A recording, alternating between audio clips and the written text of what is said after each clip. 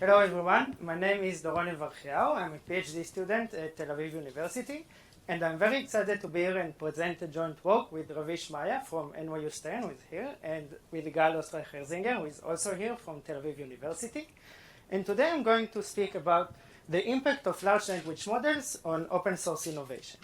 So I want to start with the definition of innovation. And when I look at the definition of innovation, and when I think about innovation and the process of innovation in general, I think of two key elements that are required for innovation.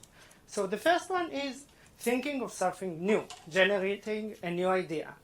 The second element is executing the idea, bringing the idea to life. And if I may, I want to relabel these two elements, and I can think of creative thinking and productivity. And this is with an alignment with previous literature.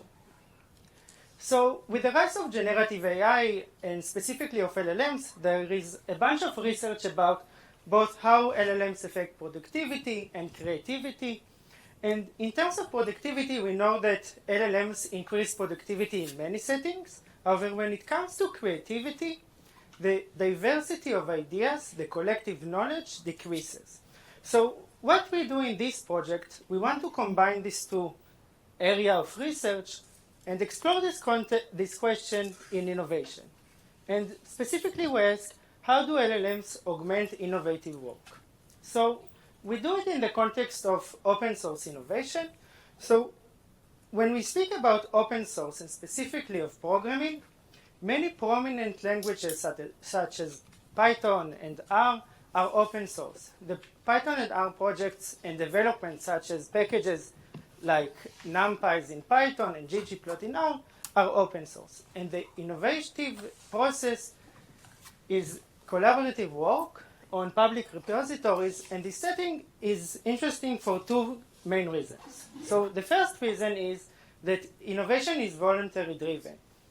And we know that in settings that are guided, people know what to do, and people know what is expected from them. However, when we speak about voluntary driven, the motivations for contributions are different. So it's an open empirical question whether giving or providing an enhancing or productivity enhancing tool will increase voluntary contributions in open source settings.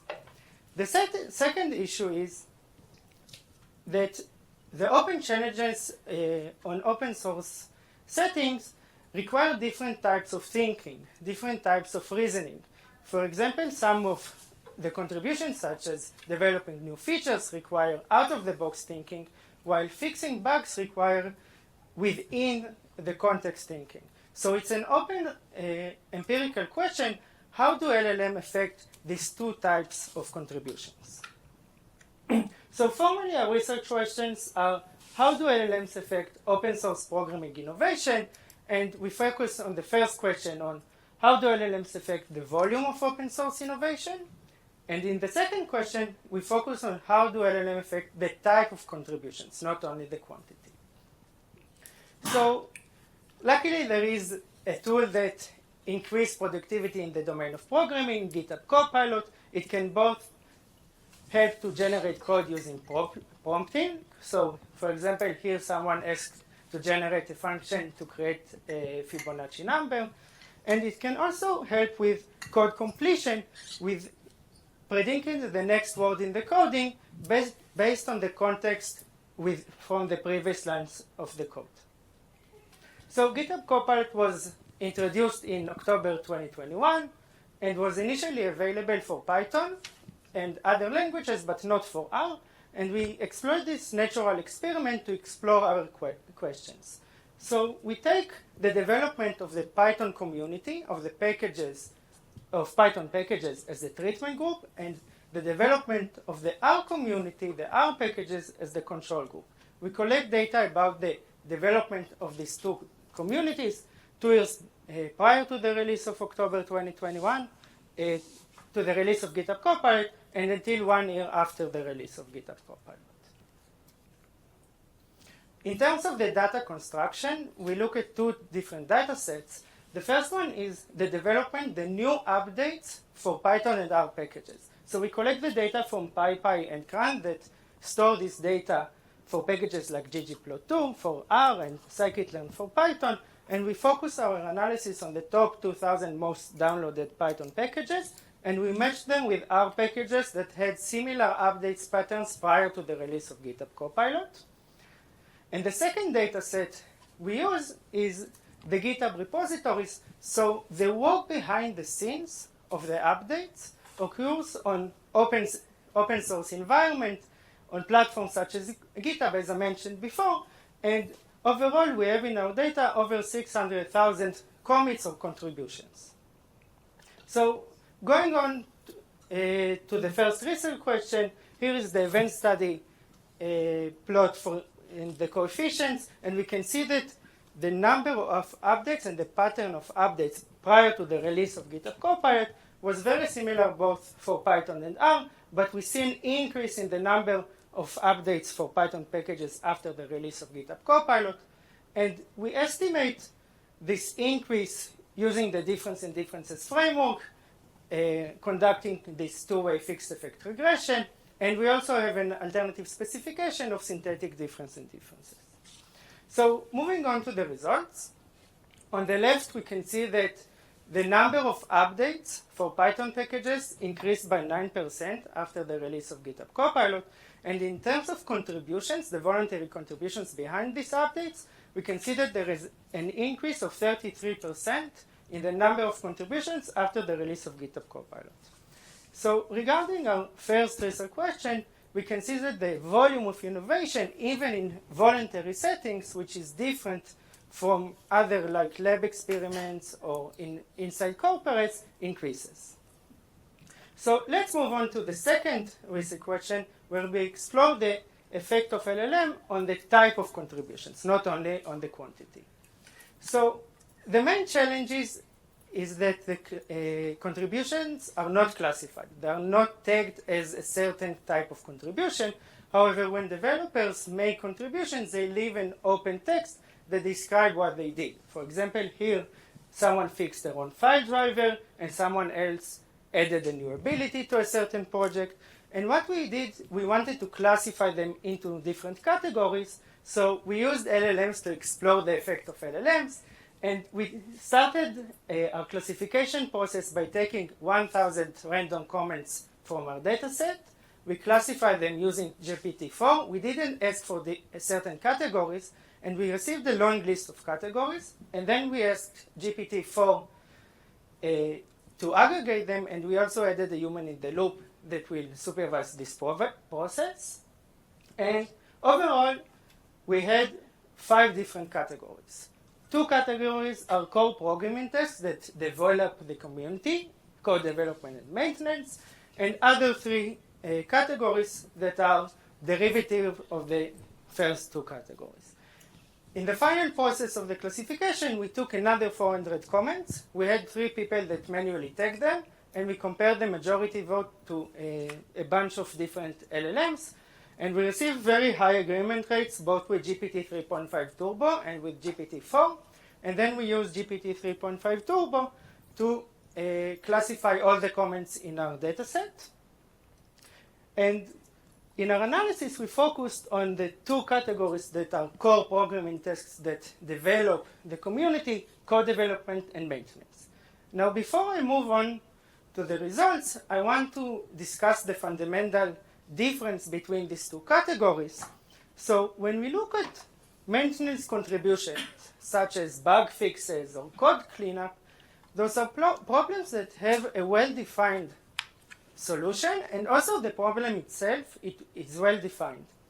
However, when I look at code development contributions, such as feature development or code optimization, the way to get to the solution and even define what is the right solution is much more vague. And that's why both of the categories require a different type of reasoning. So for maintenance contributions, we define it as open challenges that require within the context thinking. While when we look at code development, it requires a different kind of thinking. It requires out-of-the-box thinking. So when I want to move on to the results now, So the results will be the comparison whether LLMs affected the two types of contributions in the same way, but it's not only affected the two types of contribution, whether LLM affect different types that requires different types of reasoning, different types of thinking and context. So here's the results, the different diff coefficients for 3 different estimations, specifications, and we can see that there is an increase for both kinds of contributions, both for co-development and for maintenance contributions. However, we can clearly see that there is a disproportionate, much higher increase in contributions for maintenance jobs that requires within the context solution and within the context thinking, which means that LLM can boost both types of contributions, but is more suited currently to maintenance contributions. So I want to conclude by saying that LLMs change the way people innovate. And we see it both in terms of quantity in voluntary contribution, in voluntary settings such as open source, but the main takeaway is that the innovation doesn't only change by quantity, but the innovation also changed by type. The type of contributions is changing according to a different kind of thinking and reasoning requirements. So thank you very much for listening. We have a bunch of other estimations and questions in the SSRN link, in the SSRN paper, and thank you very much.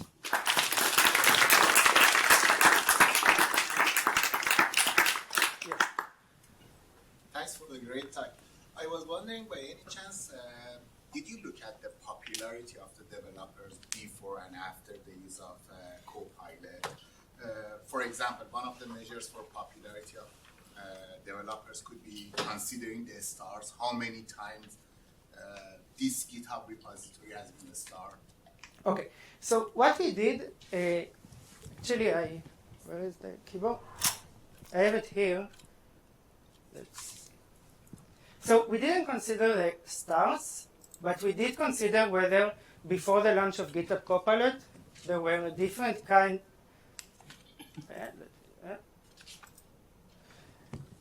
So what was the popular packages in terms of the number of updates before the launch of GitHub Copilot? And we can see that for both less popular and most popular packages, there is an increase both for both types of contributions, but in any case, there is a disproportional higher contribution for maintenance contributions. And we can say that even for packages that are more popular and maybe have a better context, the disproportionate increase in type of innovation remains.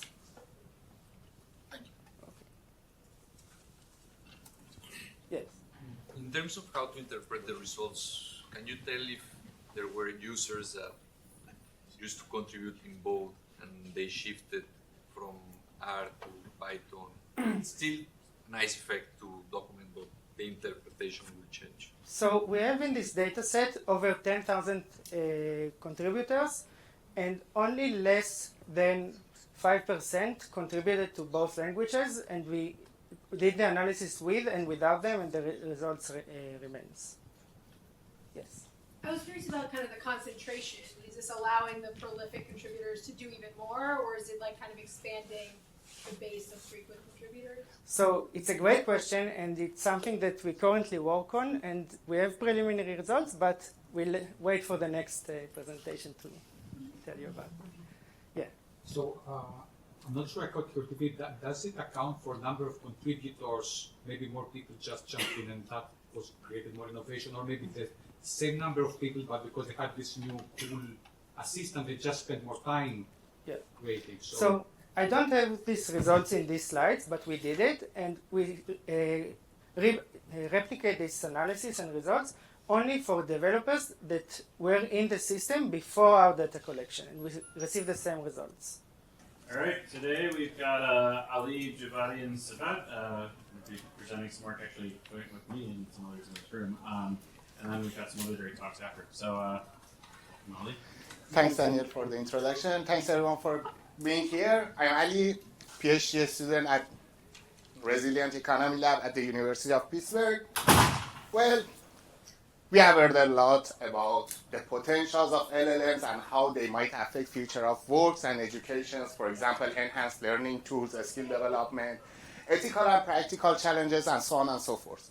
But today, I'm not here to discuss or evaluate the potential of large language models. There is no judgment here. Today, I'm only interested in quantifying the exposure of our education system to such models. Bear with me to discuss what do I mean by exposure. At first, we need to focus on a skill. But why we need to focus on a skill?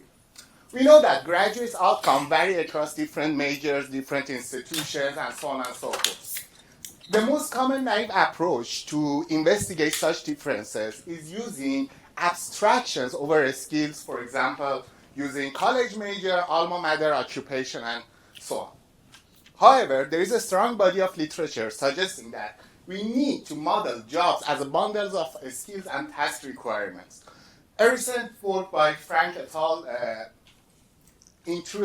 Proposes the necessity to design a framework for studying technological changes, workplace skills, and future of work as a multi-layered network.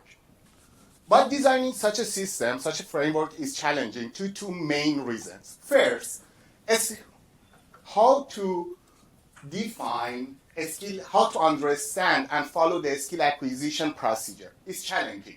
The second challenge is, what is a skill? What should be considered as a skill and what should not be? Well, let me depict the problem through an oversimplified figure. On the left side, you can see, let's say, a person graduated from somewhere and has some knowledge, some skills. On the right side, some examples of occupation in the labor market. As a human, it's easy for us to say that, okay, given this set of skills, the person will be computer scientist, then maybe biologist, and at the end, maybe agricultural engineer. But how to automate this procedure? As discussed, one of the challenges is a skill definition. In this work, I'm interested in skill taxonomies such as detailed work activity, task statements, and abilities provided by ONET. For those of you who don't know, who are not familiar with ONET, ONET is maintained by the US Bureau of Labor Statistics, which describes every occupation in the United States. It provides a great opportunity for connecting education with labor market outcomes, and it's a standardized way used by majority of economists and policymakers to communicate their findings.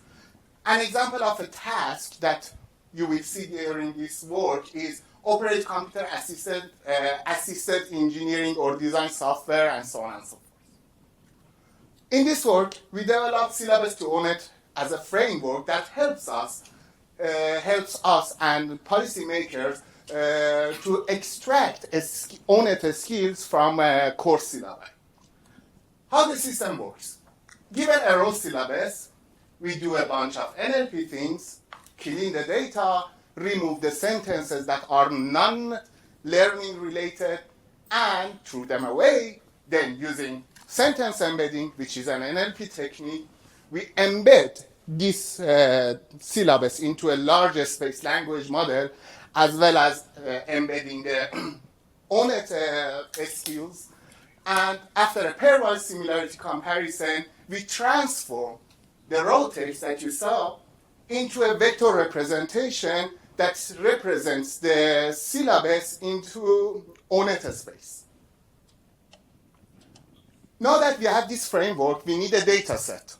We use the Open Syllabus Project, OSP for short, which provides more than 3 million course syllabi across from more than 3,000 US universities for more than two decades.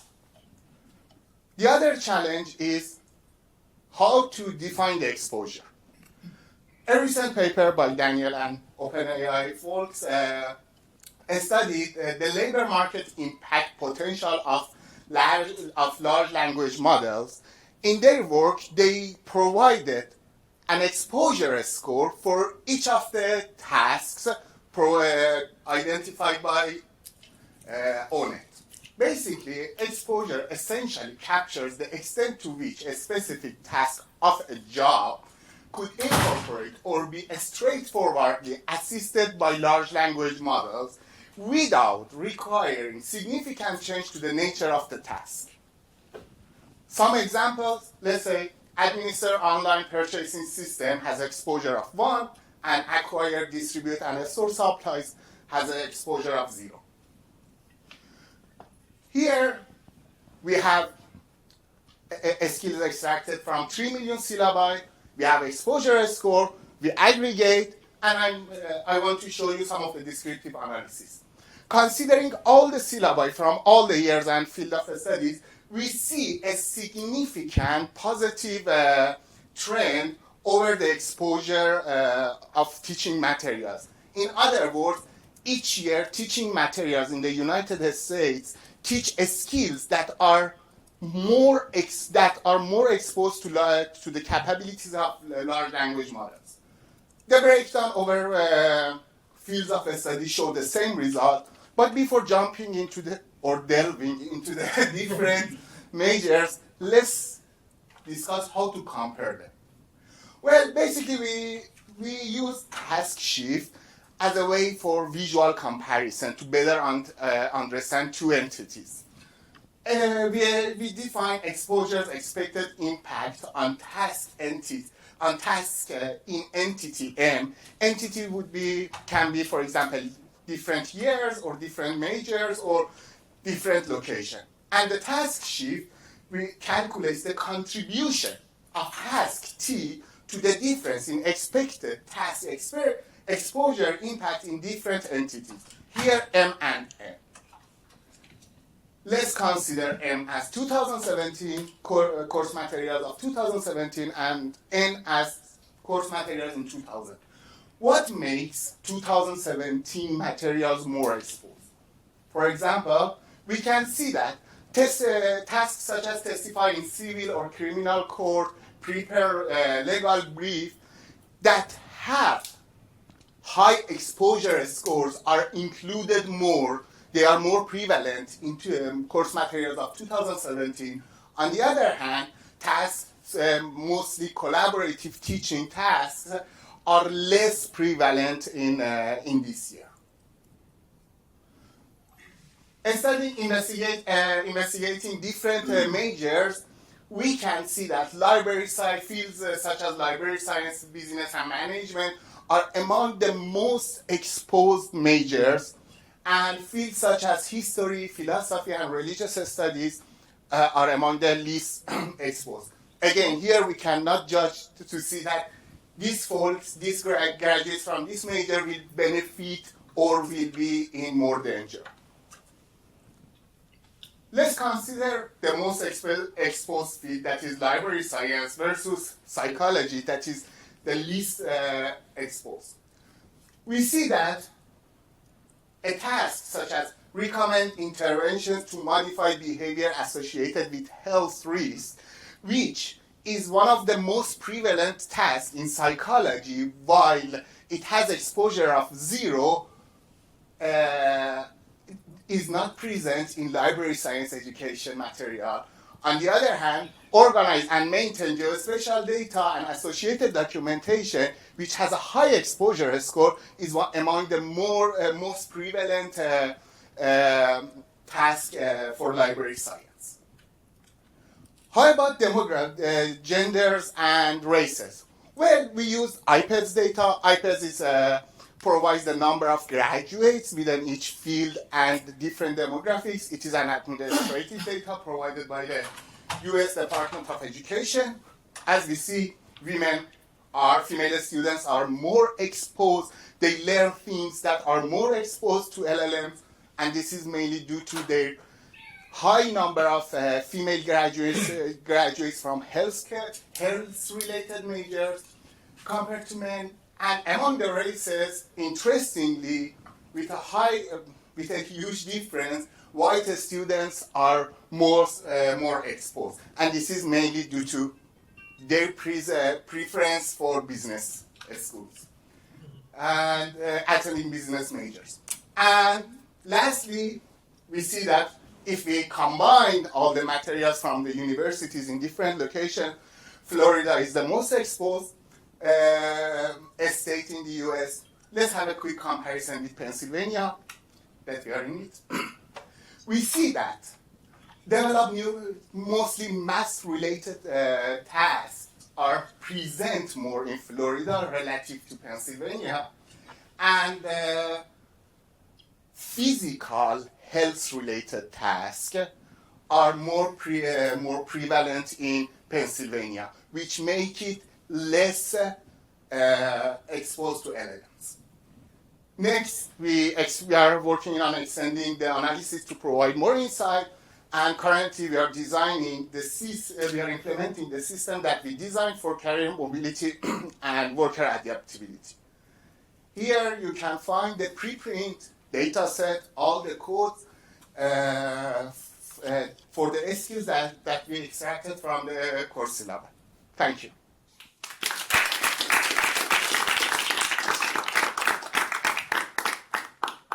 Question?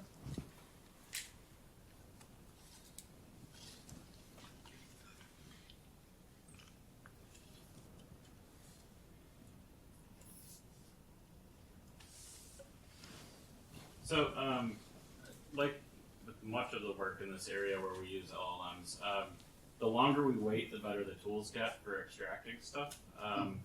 So, how do you think about that difference, like the system that is built to extract all this stuff versus the fidelity that we could get by deploying it again? Is there something to be said about how exposure changes for your own work in this case? How are you thinking about that process? For the exposure scores or the similarity scores? For the similarity scores. Well, that's a really nice question. And I designed a couple of more approaches. One of them is the time that we use Expert, it was before GPT. And one of the things that currently I'm incorporating is GPT for extracting those tasks and other embedding approach to see if the results change or not. So my name is David Rothschild, and I'm going to talk about joint work mainly with Jay Kaufman and Daniel Goldstein, who's also in the room, mainly on this first paper, which is also with Harsh Kumar, along with maybe allude to some other papers along the way. And basically, this is part of a large body of work that we have been pursuing in understanding how AI, LLMs are augmenting human cognition and decision-making. And this is both in kind of making better decisions, being more productive, so thinking about the outcome, but also about how people reason and improve their own capabilities. So thinking about the process and some of the question of both what you produce and the types of skills you lose or gain along the way. And one way that we have been framing this is this idea of steroid sneakers coach, which is just our simple rubric of thinking about AI that comes in and it makes you really strong when you use it, but potentially de-skills you. Technology that comes in and makes you pretty efficient while you're using, very productive, but doesn't really affect your underlying ability. And then AI and skills, technology that come in that actually improve your skills so that you're even better when it's not there. And I'm not going to make this the main part of my talk, so I'm not supposed to talk about it today, but you can think about technology and the choices that are made, very subtle choices that can move you from across these different buckets. And we hope that when people are making technology, they think a lot about how these choices can change things and thinking about the norms of usage, skilling and de-skilling that will emerge, how those are going to evolve, both the technology and how we use them is going to lead to an evolution in how we think about what's important to preserve or not preserve, and ultimately how critical it is to have data-driven measures of all of these things, because it's going to be impossible to go back in time and really understand what tools people were using, what skills they had, and how they have evolved in various ways because of the impact of this technology.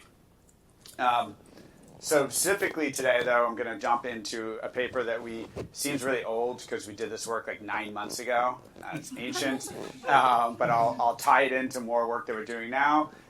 Understanding questions about the impact of LLMs on math and education in general. There's these worries about LLMs kind of destroying education, that it's going to make it so people can't learn anymore, it's going to de-skill you. But then there's also these things about LLMs saving education in the way that it's going to answer questions, be this amazing tutor.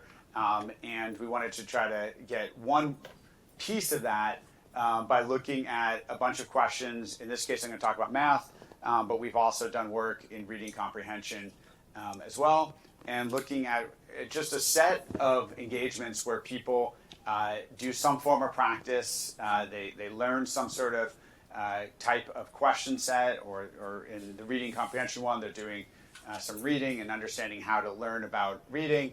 And in this case, it's a couple of math problems. There's going to be an interlude, and then they're going to take tests. And we're using this on, in this case, Turk, but we've also done this on Prolific as well. Basically, we're going to randomize on two different things. In this particular example, number one, we're going to see whether or not people are forced to try first or not in their practice sessions, how that affects whether or not they learn.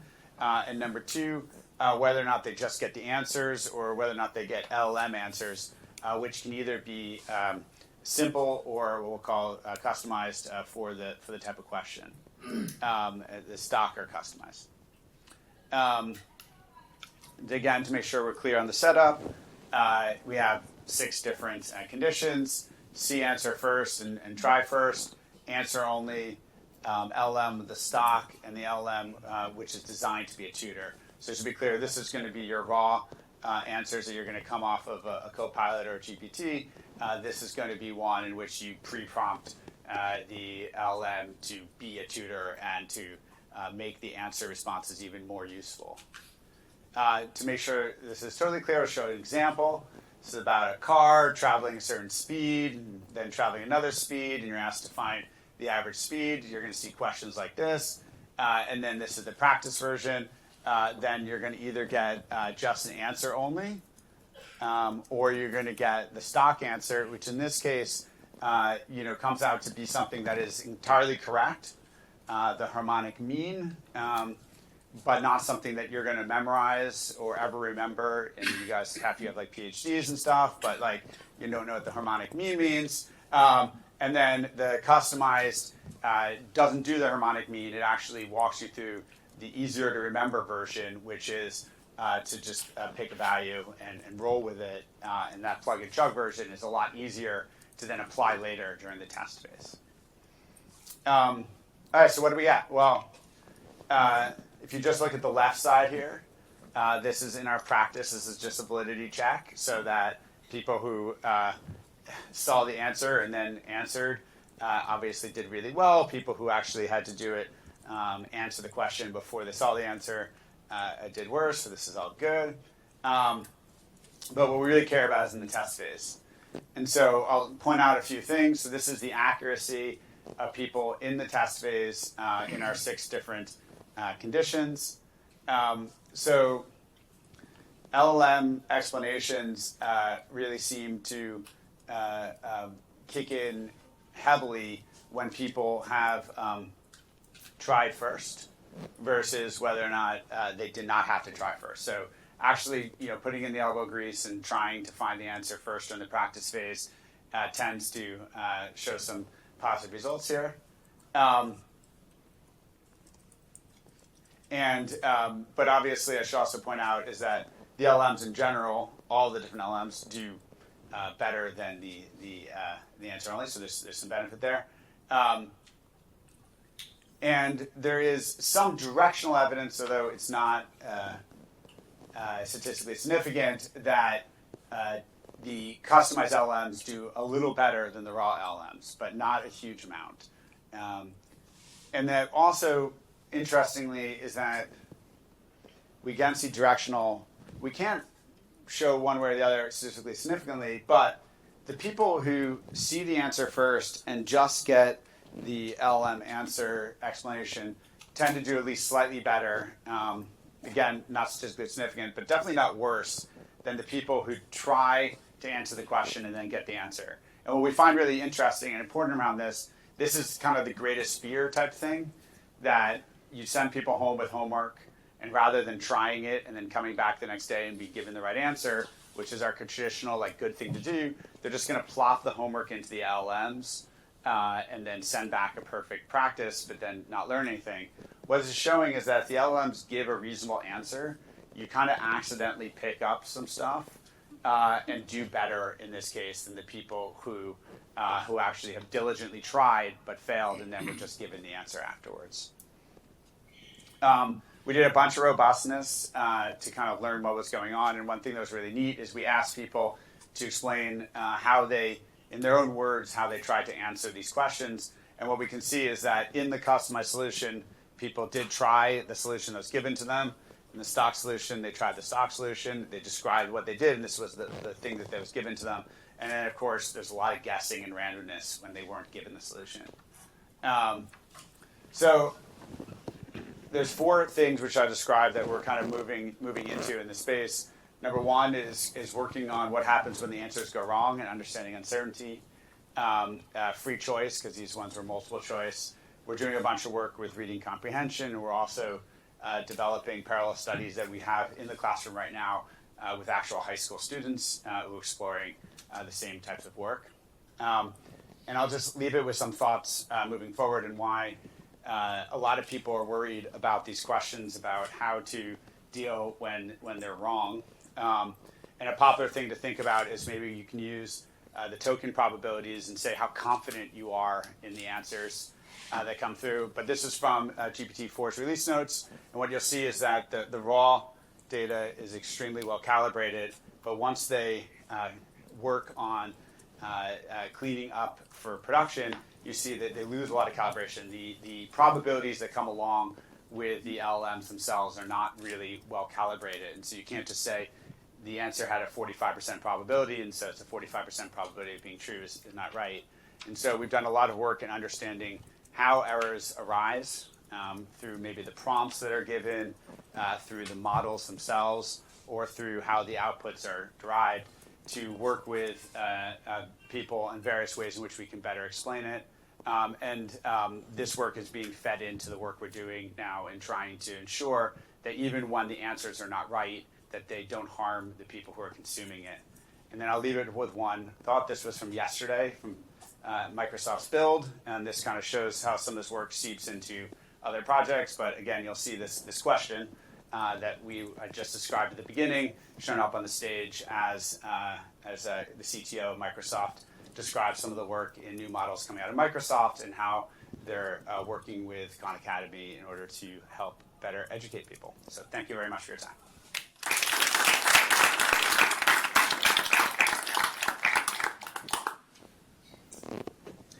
Can you describe a little bit how much homework or practice they got before they got the test? Yeah, so in this case, we were doing 2 homework questions that they had to work through, and we gave them a minimum amount of time to do them so that they had to spend at least enough time on it. And then they get 2 homework questions which are of a similar nature, but different numbers and technically different for them to solve.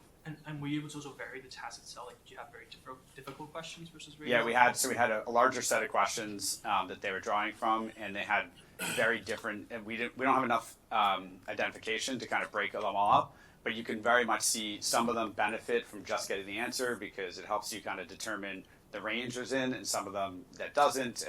And so it's very clear that different types of questions and different types of answers and errors are going to impact students differently. Thank you for the presentation. My question is about what's the sample that this was implemented on? Do we know something about the size, the demographics? And also, depending on the type of questions, was there any on, say, basic numeracy? And did we see any variation in how students interacted with that? Yeah, so it's a great question. So in these studies up here, we were using master Turkers and another subset of Turkers that had demonstrated competency in the past.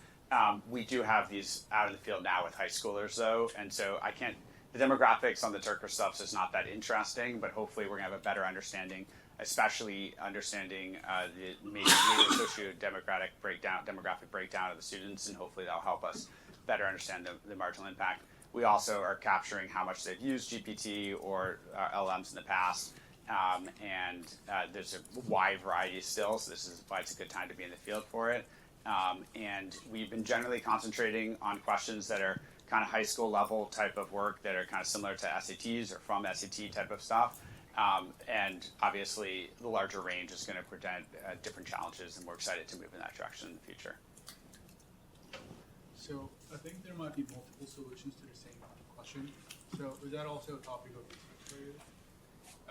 So trying to see whether the LLM is outputting the most optimal solution to the problem? Yeah, absolutely. So let's say at the highest level, the most of the research right now has been focused on, is the LLM right or is the LLM wrong as this major benchmark?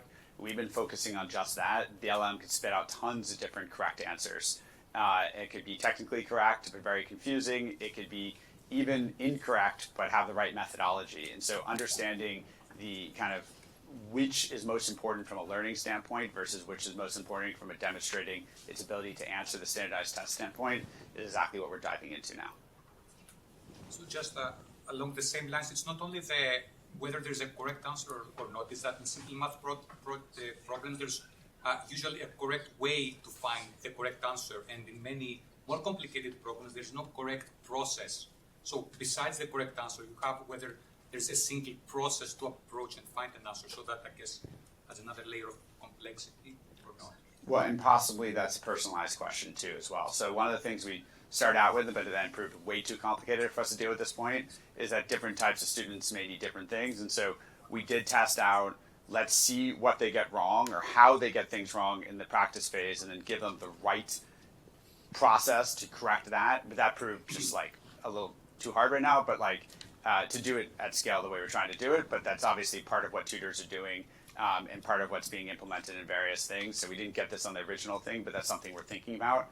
And we also have to say that we are concentrating in some of this research as well, not on people who are intentionally trying to learn, but people who are more typically just trying to get answers, which is a very different ballgame. So a lot of the tutors are being built right now to like really give a great iterative process for people who are like, I want to learn. But of course, that's not the typical student at all. The typical student's like, I just want to go out and play soccer. How can I get this done with? And so you want to like accidentally teach them along the way.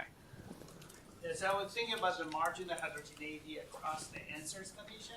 So if your answer some of the low, medium, high difficulty in getting the answers, right, and the personalized answers to the students, so maybe I was thinking the benefits of these answers will be maybe for the harder, the medium, but if it's too easy, there's no need to get the answers, right? Yeah, so one of the things that we've also been working on is a general taxonomy of where LLMs would be beneficial or negative or neutral. And to your point, there's questions in which you really want people thinking for themselves because it's really simple and just rote memorization and rote doing is just going to be the most important thing versus really complex things, which if they don't get the LLM's explanations, they're just not going to figure it out at all. And so this is something we're doing on both the reading comprehension side and the math side. It's just like a general taxonomy of where we think the marginal impact is going to be most effective. That'll be versus the U. Exactly. Yep. What did you think that math was the most appropriate subject for the study? We thought math was really appropriate because it was quantitative and objective, and it was kind of like the easiest place for us to start. But reading and kind of like a bunch of other disciplines is where we're going now.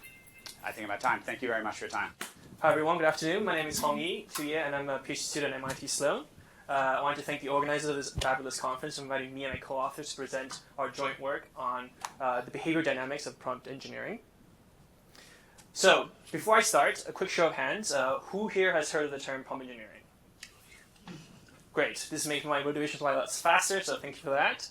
We all know that a lot of these users today in Silicon Valley find the idea of prompt engineering a very buzzworthy sort of new job, potentially replacing software engineering. And the reason for that is because we're finding out that a lot of these models and the value that you can extract from them are highly dependent on the inputs, which are basically the prompts they submit. And today's presentation will basically be about our experimental evidence that shows that there's a lot of variation, heterogeneity that comes from non-technical users from using these models out in the wild. A quick overview of our research question. First of all, we want to show that our treatment effect actually works. So our treatment is essentially 3 different models that we give users for a simple task, an image generation task, and we want to show that it actually has an impact on these users. Secondly, that the impact itself can be decomposed into a model effect and a prompt effect. And finally, we want to sort of dive into this prompt effect and to figure out what exactly are the mechanics behind this prompt effect. A quick rundown of the experimental design. So we essentially randomized 2,000 prolific users across 15 different images and 3 different treatment arms. The 15 different images are taken from a stock image website, and you can think of these as images you might encounter as you draft slides for a business deck, or you come up with marketing material at in your typical white-collar job.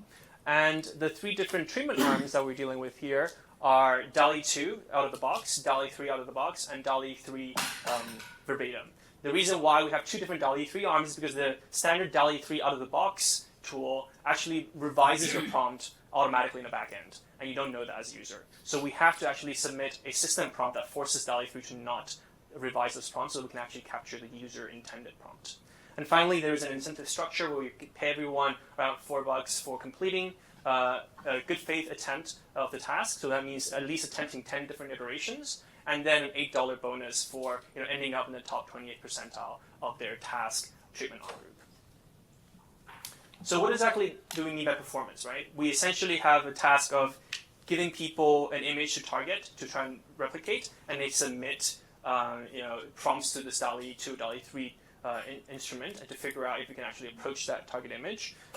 So once they submit a prompt and we get a generate image, we can actually calculate a cosine similarity between the 2. And that's sort of the simplest measurement of performance, is to take the embedding representation of 2 images and to calculate cosine similarity. A slightly more elaborate version of this is what we call the DreamSim measure. And this is more elaborate because we have these authors at MIT called Fu et al. That trained an end-to-end machine learning system that was using human annotated similarity data set that can actually capture human perceptions of image similarity. So as you can see from this image, we rank 5 different generated images based on lowest DreamSim to highest DreamSim, or low DreamSim to high DreamSim, and they're clearly very different. And the one on the far right is very close to the reference image. But in the cosine similarity space, they're treated as relatively similar. So as you can see, DreamSim itself is able to capture a lot of the nuances of human perceptions of similarity that a pixel by pixel sort of embedding-based measurement might not capture. So we use these 2 measurements. They are highly correlated with each other, and cosine similarity is the one that we'll be talking about because it's the most familiar to everyone. But we use DreamSim as like a robustness check for all our results, and they sort of persist all the results. So. I should have asked the question. First of all, what do you guys think is the hypothesized winner in terms of the 3 treatment arms? Do you think is the DALL-E 3 sort of revised, the DALL-E 3 verbatim, or the DALL-E 2? So let me get a show of hands. Who do you think DALL-E 2 would win in this experiment? DALL-E 3 out of the box, so the revisions, okay, and then DALL-E 3 without revisions, so verbatim. Okay, so most people seem to think that like the DALL-E 3 out of the box with the revisions would be the best. And surprisingly, it is not. It's the second best and barely, right? It's only second best by a little bit compared to like the DALL-E 2 arm, and the clear winner here is DALL-E 3 verbatim. So basically, the users originally intended prompts are the ones that are doing the best, and so like this is suggestive evidence that like as models get better, we might not necessarily expect prompt engineering to go to 0, or that the value of prompt engineering goes to 0. So there's actually a lot of research that needs to be done. What exactly is the value of prompt engineering? But for today's talk, we're going to actually focus on DALL-E 3 verbatim and DALL-E 2 just to emphasize on the differences between the 2, as well as to focus on the dynamic differences in prompt engineering. So one thing to note here is that at the beginning, iterations 0 and 1, we see this dip because users actually don't realize that when they submit their prompt to DALL-E through DALL-E 2, you cannot reference the previous iteration as they're used to with ChatGPT, because originally with the API calls, you must submit complete prompts. So they first realize that they cannot do that, and therefore they get a crappy image from referencing the previous image, and then they realize they had to submit full prompts in order to actually get the full image. So that's why you see the dip at the beginning.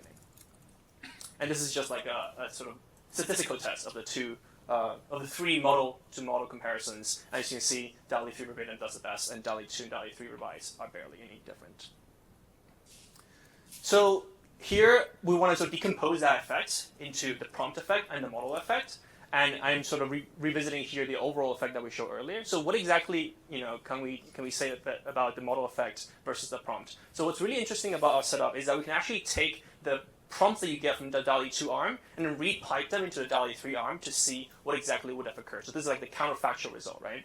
And if you were to do that, you see that your model effect, so the pure model effect actually is what we see between the two red estimates, and there's already an improvement by just taking all the DALL-E 2 prompts and then just submitting that to DALL-E 3.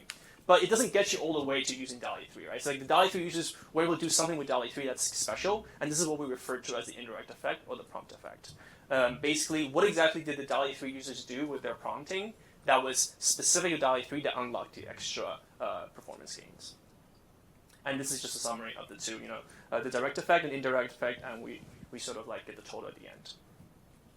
We also see an interesting sort of decomposition of what exactly is the impact of the model effect versus the prompt effect when it comes to different users, right? So we see that the high performers are the ones who don't benefit as much from the model effect, whereas the low performers benefit a lot relative to the prompting. So basically, if you're a low performer, a model improvement gives you a big boost in performance of this task, whereas if you're a high performer, it's more about the prompting relative to the model itself.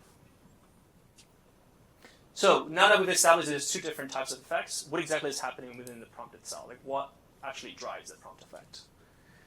So one simple thing that we can do is actually take the prompts that we have, embed it into a high-dimensional space, and then project that into a 2D space. So the embedding here is taken from OpenAI's latest embedding model, and this is just a t-SNE representation of those embeddings. So it's just a way to show that this embedding pipeline makes sense because, as you can see, all the prompts for a given task are close to each other, and then between tasks you see some variation so that we can actually get clusters for each of these prompts. So now that we've established the validity of these prompts, of these embeddings, can we then examine a little bit what's happening within each task, right? And what we proceeded to do was to calculate these density plots across each of these images towards the end. So we expect people to be sort of doing some exploration or exploitation towards the end more so than at the beginning, right? And here we show how basically what we see is that between DALL-E 2 and DALL-E 3 users, we get a lot more concentrated exploitation of a few prompts for some of these tasks. Like, this is a photography image number 4, and this is business image number 3. And this concentrated, area around the green dot. The green dot is essentially the embedding representation, like the optimal embedding representation, where we take the top 10 embeddings and we take an average of that. So we can see that DALL-E 2 users are doing a lot more exploration, even at the end of the experiment, and the DALL-E 3 users are converging on one hotspot a lot more intensely than DALL-E 2 users. So how do we measure this more quantitatively, this idea of exploration exploitation? We essentially take different measurements of prompt similarity, and we also have this idea of a topical transition, which is essentially a very drastic drop-off in your similarity measurement between consecutive prompts.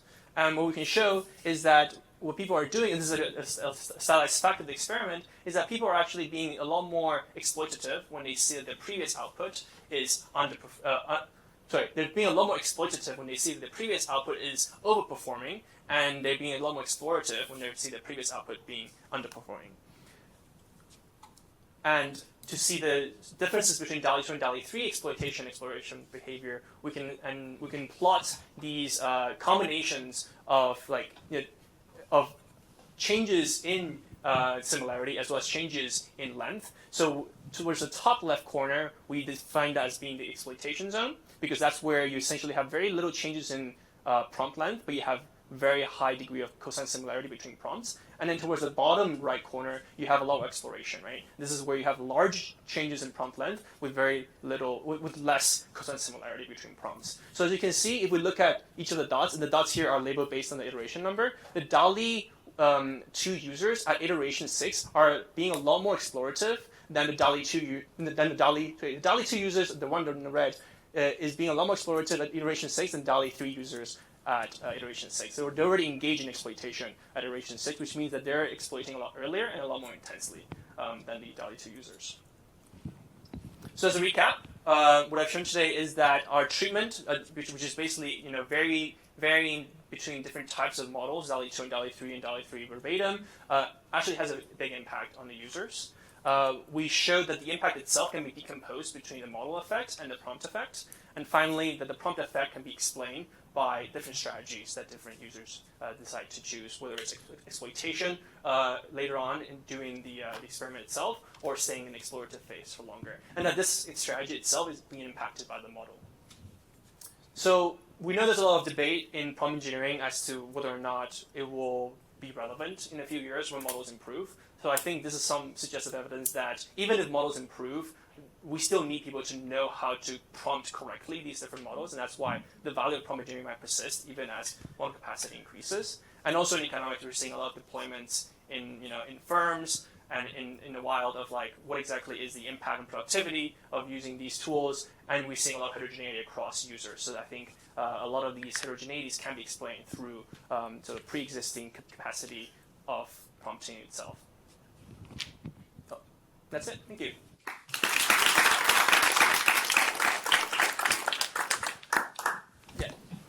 So I think like the obvious question here is, can this data be used to sort of meta optimize over like the prompt space? Like you can like I think you see all these densities, like you obviously get closer objective. Is there a way that maybe like that process itself can be like algorithmically like optimized? Yeah, so I think one of the explanations as to why the revised DALL-E 3 was not as good is because it is sort of optimized over the most average use case, which is not to hit a target as we designed here. So that's why that's one of the explanations as to why the revised prompts itself were not very good versus the human user prompted outcomes. And yes, and if you were to train a system that sort of optimizes for hitting the target, then you would imagine being able to come up with better revised prompts. But because that's not the case with the original pipeline of DALL-E 3, you're not getting that. I see. Yeah.